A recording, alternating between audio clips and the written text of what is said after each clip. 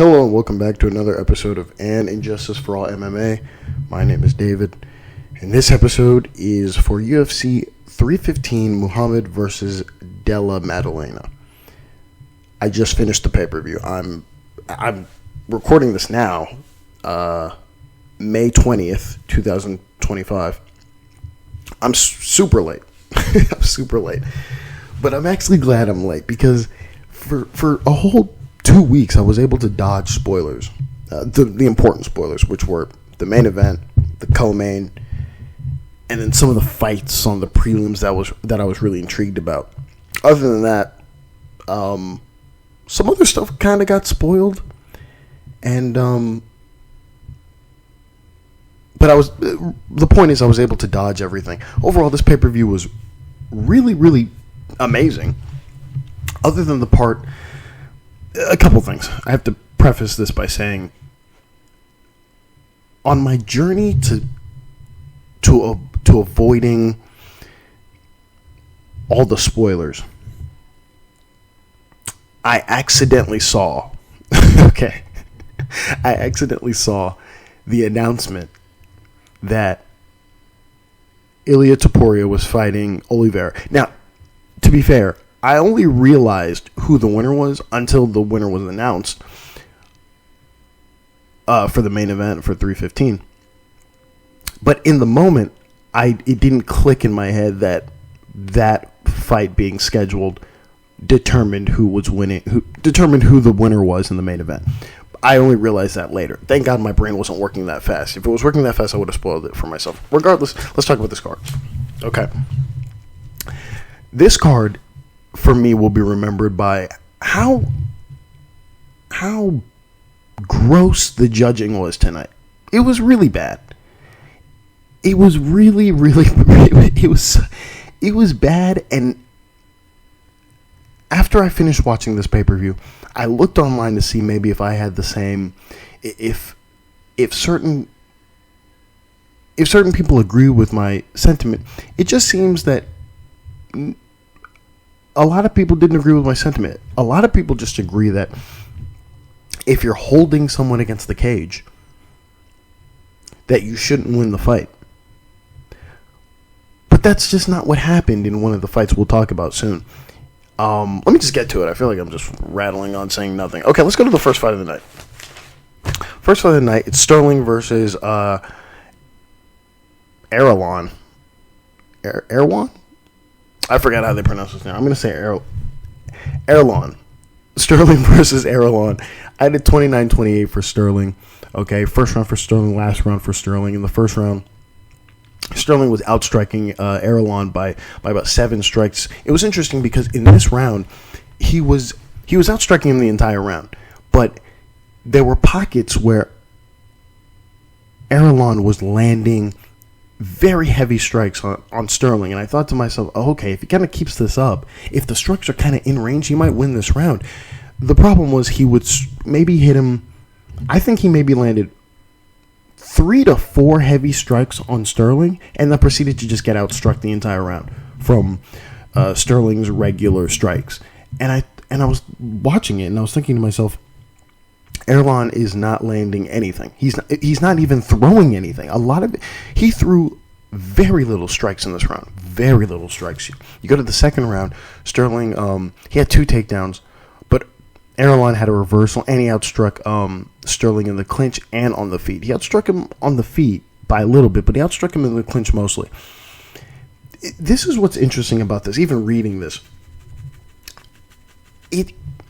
Certain fights that happen in the clinch matter on the scorecards. Certain fights that happen in the clinch don't matter. It's almost like certain judges pick and choose when clinch strikes matter. I will say this though: if the clinch strikes are heavy, they should matter. If they're not heavy, they shouldn't matter. In this case, they were pretty accurate, so I gave him the second round. You go to the third round. Stirling had a takedown with ground and pound. Stirling also outstruck and dropped Erslan twice, pretty much close to the end of this round. And that's where you get the 29-28. You go to the judges' scorecards. And they're a little all over the place. Mike Bell, who, in my opinion, just had a terrible scorecard this entire fight card. He just kept having really bad scorecards, and we'll get to a lot of them, or to some of them.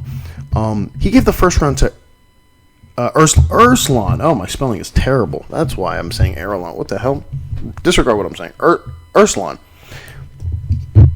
He gave the first round to Erslan. I repeat, Erslan landed maybe 3 to 4 strikes that were heavy, and then proceeded to not throw anything else while getting outstruck. Honorable mention on Mike Bell. That's a very shitty scorecard. It's a really bad scorecard. He then gives the second round to Stirling as well. This round belongs Stirling does not get this second round at all. At all. And then to make matters worse, because it's just a really bad judge, he gives the third round at 10-8 to Stirling. He gives the third round at 10-8.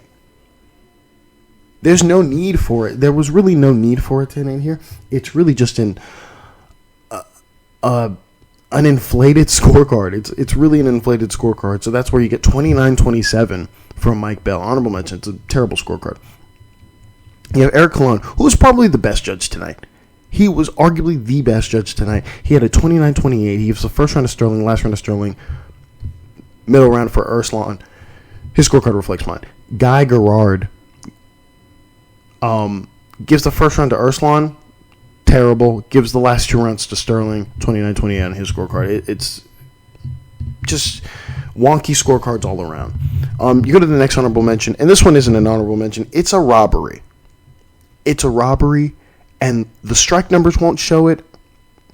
The strike numbers won't show it, but they'll show you that for some reason Belal Muhammad outstruck Maddalena in the first round. That's nonsense, but whatever. The strike numbers won't show it, but the commentary, who I rag on a lot of the times, was actually very correct.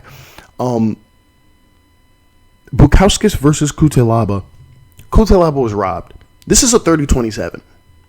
This is a 30-27, but optics got in the way, and they scored this the wrong way. 30-27. This fight ended up being a split decision. 30-27 for Cutelaba. In the first round, if I can find it real quick, Cutelaba outstruck Bukauskas by about 2 strikes. Close on strikes.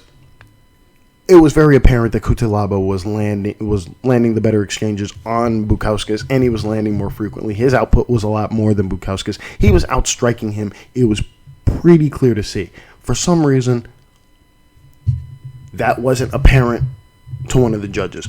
You go to the second round, Cutelaba again. This is what actually pains me. Fuck the first round, because I have the first round close on strikes, even though 2 out of the 3 judges agree with me. In the second round, Cutelaba outstrikes Bukauskas by 12 strikes.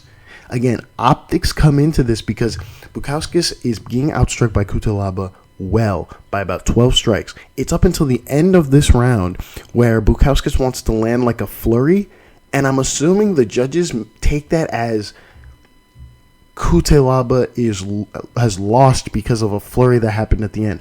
Nonsense. Yes, Bukauskas lands a flurry on Cutelaba. Is it enough to win him the round? No, it's not enough to win him the round, in my opinion. You go to the third round where Cutelaba outstrikes Bukauskas. This is what infuriates me. We've seen rounds like this. It's just that when a crowd gets involved and everyone's running all over the place, you can kind of miss what strikes are landing and what strikes aren't landing. So Cutelaba outstrikes Bukauskas by about 5+ strikes. Clinch strikes included. A lot of this fight is Cutelaba is outstriking Bukauskas on the feet in the clinch. When they get to the clinch, Cutelaba is outstriking Bukauskas. Bukauskas will separate and will just throw a flurry of strikes, the majority of which don't really land. And on top of that, while he's throwing them, Bukauskas is also getting hit with strikes from Cutelaba. We've seen rounds like this many, many times with much smaller fighters.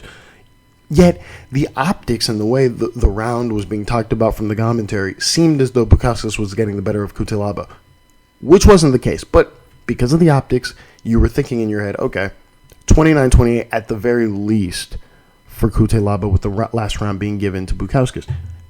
I disagree, but that's my general thinking.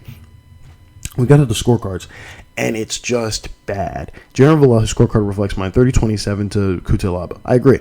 30-27 the opposite way. For Pascal Procopio. He gives the first round to Bukauskas. That's bad already. He gives the second round to Bukauskas. That's even worse. He gives the third round to Bukauskas. I won't complain. As I was watching it, I've said this is an optics round. It just looks as though Bukauskas is pushing the pace, even though he was getting outstruck. Fine. You can give him the round as like a parting gift.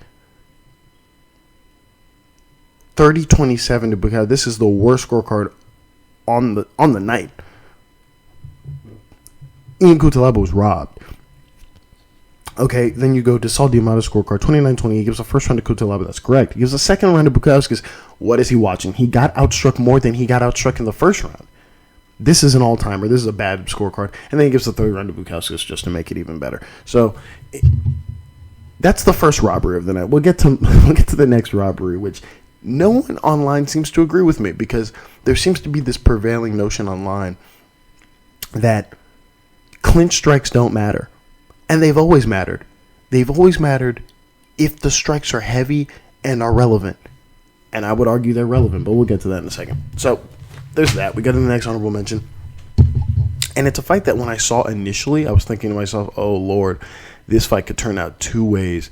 It could turn out really, really bad for Grasso, or Grasso can like kind of eke this out if she like lands something significant on Silva. I'm talking about Grasso versus Silva. It turns out that Silva was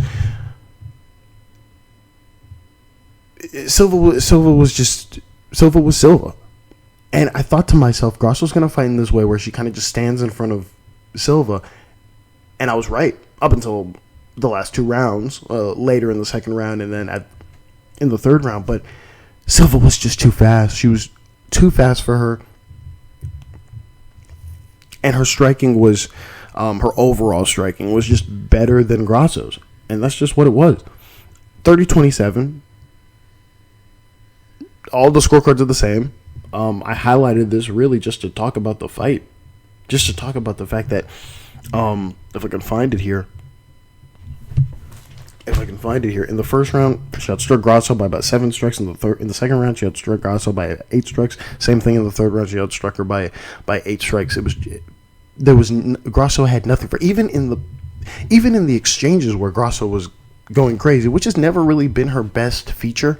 Her best feature has never been to just throw wildly into the wind. Her best feature has been to box kind of calmly in the pocket, like that fight when she had against Viviane Araujo. I think that's her name. Araujo. When she fought against Araujo, that was the perfect fight for her. Where Araujo's not throwing back 70,000 strikes and moving and constantly moving. This was a bad stylistic matchup for Alexa Grasso. And on top of that, this style is a bad stylistic matchup for anybody. They said that in the commentary, but I was thinking it while it was happening. This is a bad style for Valentina Shevchenko. Valentina Shevchenko, we'll get to the fight. Oh my God. We'll get to the fight. But speaking about Valentina Shevchenko, this is a bad fight for her. Because if Valentina can't get a takedown here, I doubt if they were to clinch up Valentina and Silva, that Silva would get the best. How do I say this? If they were to clinch up, is Silva getting taken down one time? I think so. Maybe a couple times. But I think she can evade Valentina for 3 rounds. Can her striking beat Valentina's counter striking? Maybe. We saw in this recent fight with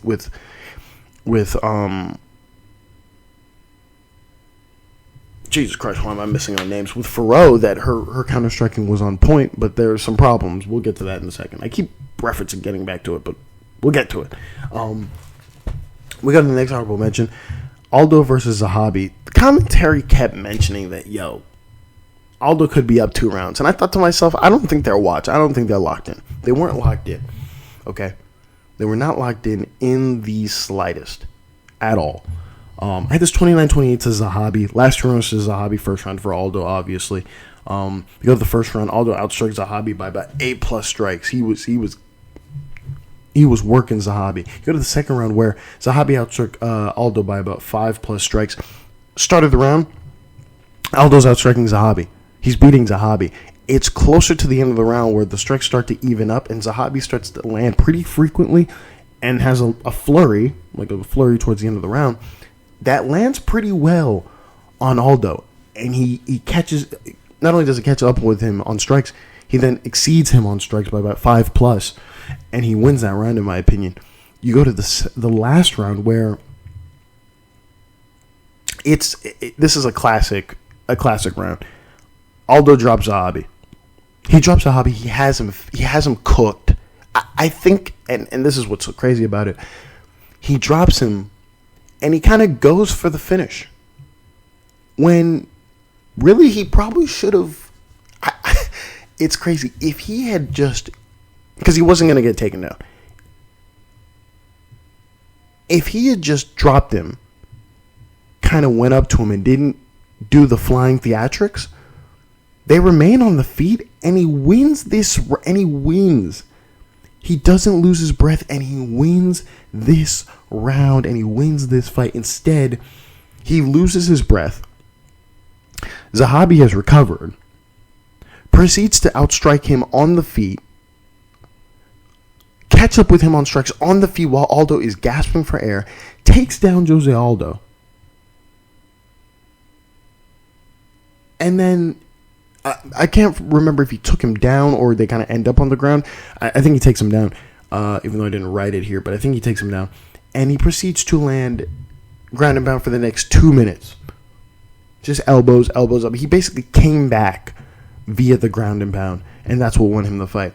You go to the judges' scorecards. All 3 judges have it the same way. Mike Bell, Pasquale Procopio, and David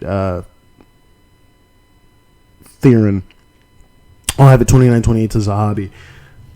The commentary made it seem as though Aldo had banked the first 2, which I don't think so, but boom, that's where you have it. It was an all-time classic last round. Go to the next fight, and this is a robbery. Shevchenko versus Fiorot. This is an absolute robbery. Fiorot got robbed. It's insane how sometimes clinching matters and clinching doesn't matter. Fuck the clinching. Fuck the control time. Who cares what control time is irrelevant. Control time is irrelevant. It's what you do with it.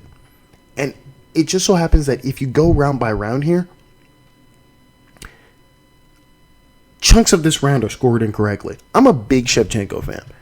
In fact, I'm probably the only one on the planet who says that Shevchenko is arguably the greatest women's fighter of all time. They mentioned this in commentary where they were like, hey, if she wins this fight, we have to put her in the conversation. She was already in the conversation. She beat Amanda Nunes in her second fight. No one wants to talk about that. No one wants to bring that up. They just want to bring up, oh, what about a trilogy? No. She arguably beat Amanda Nunes. She has one could argue she has a better strength of schedule. I won't right now. I don't have everything. I don't have the cheat sheet in front of me. But let's get to the fight. I had this 48-47 for Manon Fiorot. First round for Shevchenko. Fourth round for Shevchenko. We'll get to the fourth round, and then second and the third and the fifth for Manon Fiorot. We go to the first round. Shevchenko's outstriking Fiorot on the feet, and she has a takedown to pretty much close the round. She's outstriking her. She's doing the classic counter-striking thing. I always talk about it all the time. Anytime people bring up Grasso versus Shevchenko, they don't talk about how Grasso, the better striker in quotations, was getting outstruck by Valentina Shevchenko. She was outstriking her. She was counter-striking her well. And then she mixed in the takedowns. And then you can only bring up maybe 2 rounds out of the 3 fights that they fought where Valentina Shevchenko got outstruck. My point here is her striking looked on point in this first round.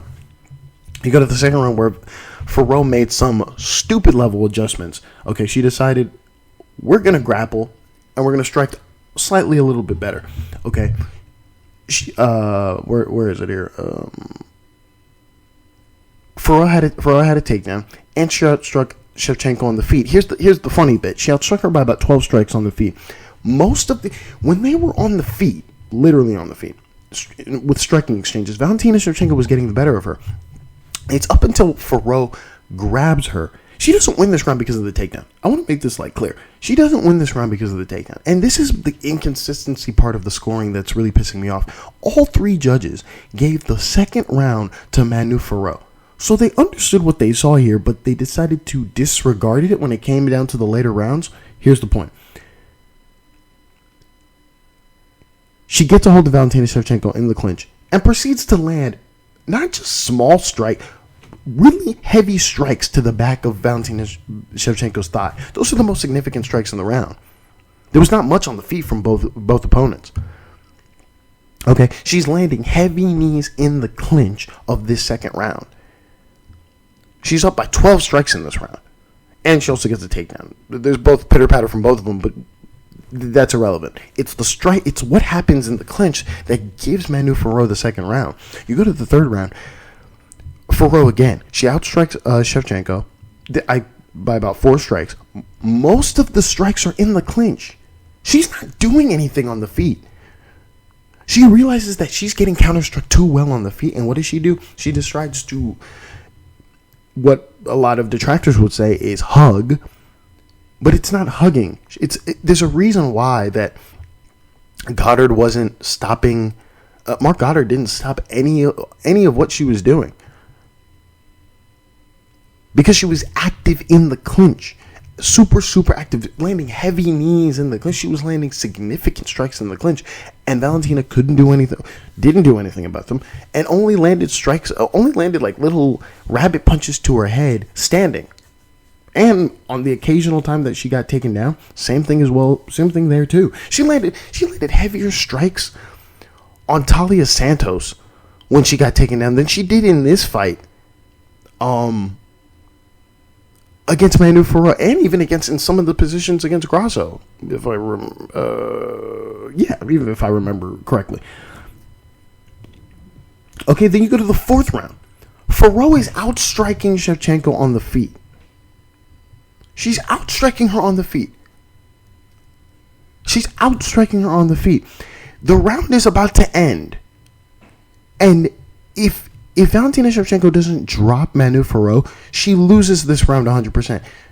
She goes on to drop Manon Fiorot and jump on top of her and wail on her for a little bit, and that wins Valentina Shevchenko the round. This was going to be 3-1 Manon Fiorot on my scorecard. We'll go to the judges' scorecard, but on my scorecard, this was going to be for Manon Fiorot. It's insane how the judges scored this.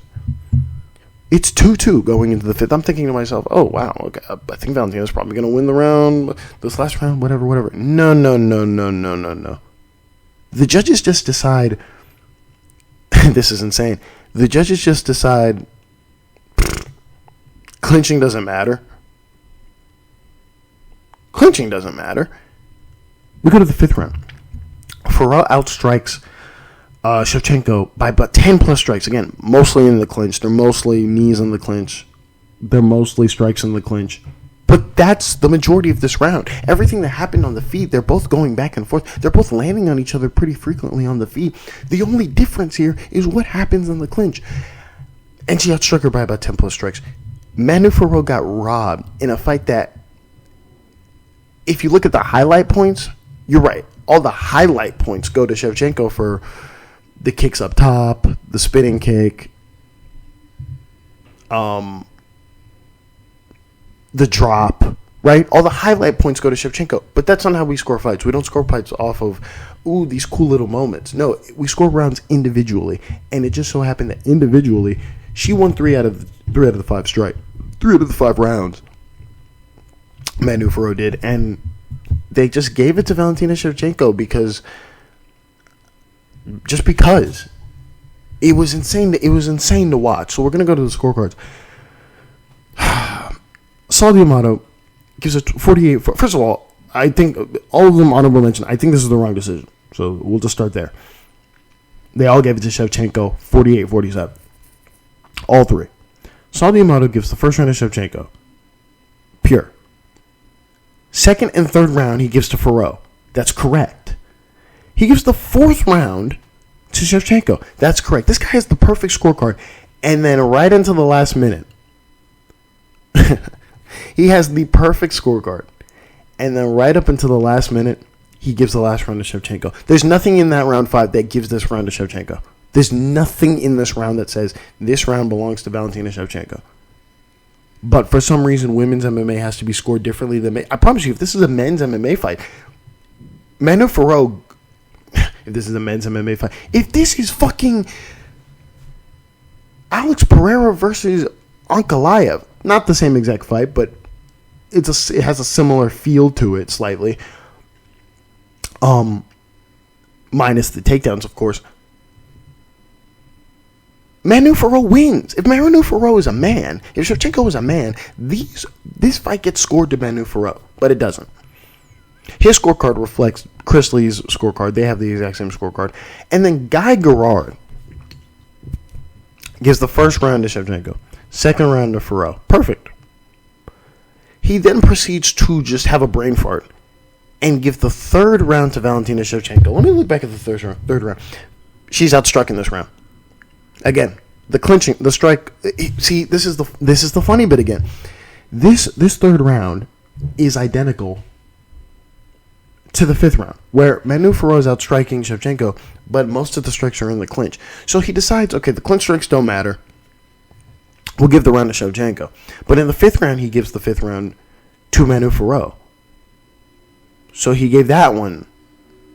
He gave that one to Fiorot, but not the third round. That's interesting. That's really interesting. That's just poor. That's bad. This is a bad scorecard. He gives the third round to Shevchenko. Gives the fourth round to Shevchenko. That's correct. And then proceeds to give the fifth round to Manon Fiorot. Because it make sense on why he swapped, on why those two rounds are kind of identical, but proceeds to give two different scorecards. Going into the fifth round, it's 3-1 Shevchenko on his scorecard when it should be 2-2. It's 2-2. It's 2-2 going into the fifth.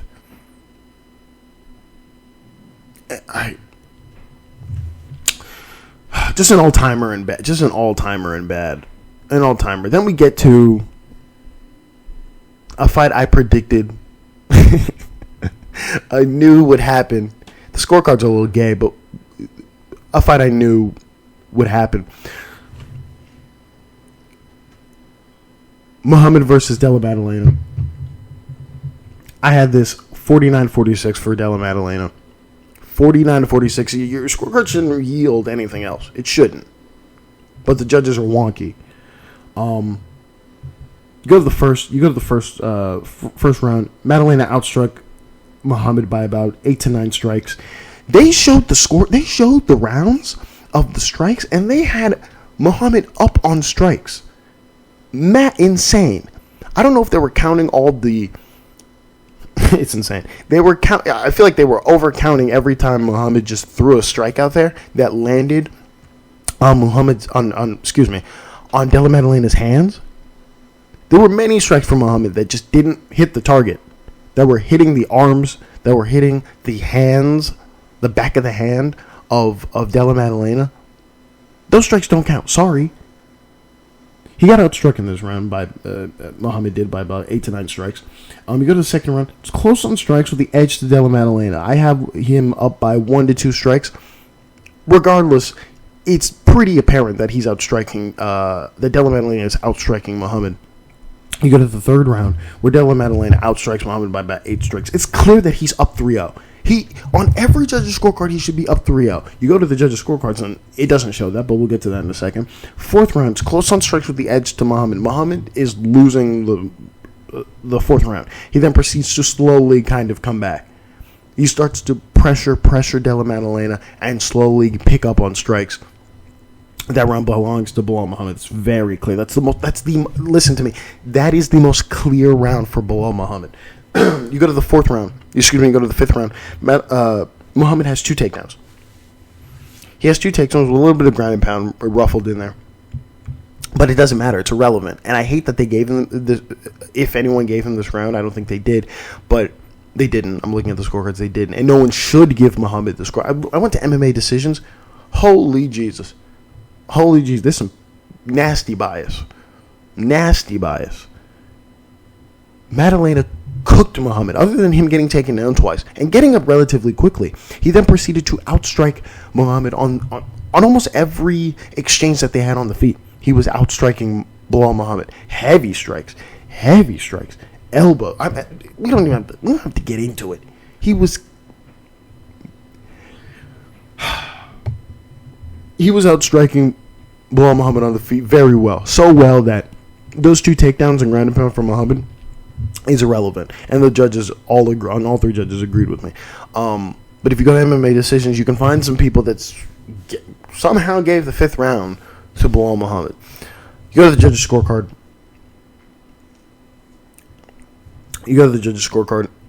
And it's wonky. The probably the best scorecard of the night and the correct scorecard